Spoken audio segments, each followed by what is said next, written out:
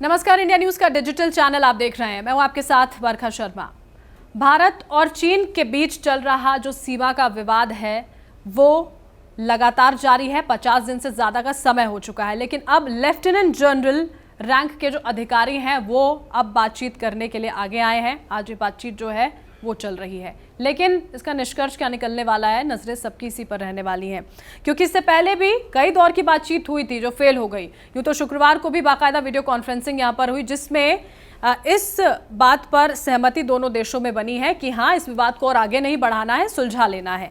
इसी बीच अलग अलग तरह की प्रतिक्रिया आ रही हैं। अभी भी जो ग्लोबल टाइम्स है, मुखपत्र है चाइना का, उसमें दरअसल एक खबर छपी यहाँ पर फिर से चीन जो है वो चालबाजी करता हुआ नजर आ रहा है। उसका ये कहना है वहां पर कि 1 भी इंच सीमा से वो अंदर नहीं जाएगा। तो फिर ये बातचीत किस लिए, ढोंग है या फिर किसी तरह का ड्रामा है, ये समझ में नहीं आता है। क्योंकि बार बार जो विदेश मंत्रालय के चीन के प्रवक्ता हैं वो ये कहते हैं कि हम तो प्रतिबद्ध हैं कि हम तो इस मामले को सुलझाएंगे बातचीत के जरिए, लेकिन उसी के साथ साथ फिर इस तरह की बयानबाजी भी सामने आती रहती है। तो समझ में नहीं आता है कि चाइना आखिर चाहता क्या है।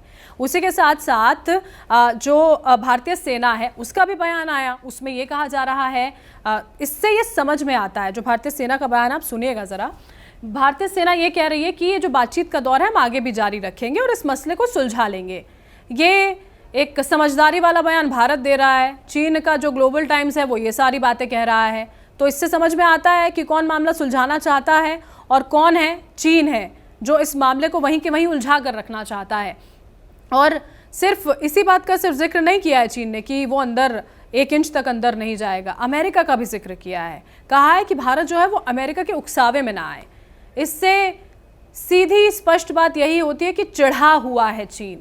आपको याद होगा कुछ ही दिन पहले अमेरिकी राष्ट्रपति से बातचीत हुई थी प्रधानमंत्री नरेंद्र मोदी की, और न्योता दिया था G7 सम्मेलन में शामिल होने के लिए भारत को। इसके बाद भी चीन की प्रतिक्रिया आई थी कि बहुत ज़्यादा ये जो सारी चीज़ें चल रही हैं वो ठीक नहीं है, इसका नुकसान भारत को ही होगा।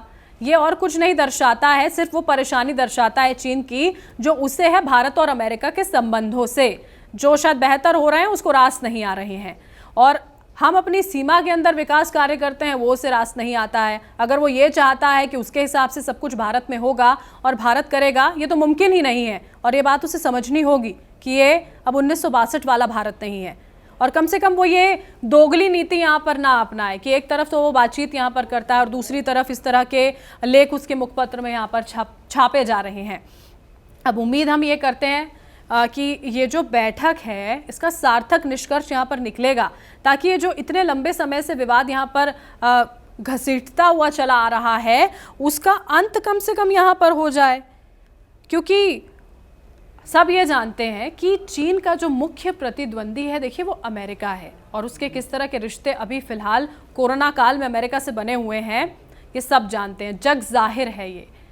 और इसके बावजूद भी चीन जो ये सब कर रहा है, ये चालबाजियां जो वो सरहद पर कर रहा है, उसके मंसूबे भी सब जानते हैं। सबको पता है कि वो बिल्कुल भी स्थिति में नहीं है कि वो एक छोटे से कॉन्फ्लिक्ट को भी बर्दाश्त कर सके अभी फिलहाल भारत के, क्योंकि पूरी दुनिया फिलहाल अभी उसके खिलाफ कहीं ना कहीं नजर आती है। कई देश तो बोल भी रहे हैं, कई नहीं बोल रहे हैं, लेकिन खिलाफ जरूर हैं, क्योंकि कोरोना का जो संक्रमण फैला है उसके बाद लगातार चीन निशाने पर रहा है, लेकिन उसके बावजूद भी अपनी कारस्तानियों से बाज वो नहीं आ रहा है। और उसका ही देखिए ना, एक एग्जाम्पल, एक उदाहरण है कि बैठक के दौरान भी इस तरह के लेख छापना और एक तरफ से ये कह देना कि नहीं नहीं, हम तो इस पूरे मामले को बातचीत से सुलझा लेंगे। अब हम इंतज़ार यही कर रहे हैं कि जल्द से जल्द ये जो बैठक है ख़त्म हो, उसके क्या क्या निष्कर्ष नतीजे निकलते हैं वो हमारे सामने हो, और ये लंबा चौड़ा विवाद जो खिंचा चला आ रहा है उसका अंत हो सके। जो भी अपडेट इस खबर पर रहेगी वो भी हम आप तक पहुंचाएंगे। इस वीडियो को अगर आप पसंद कर रहे हैं इसे लाइक कीजिए, शेयर कीजिए, सब्सक्राइब कीजिए हमारा चैनल।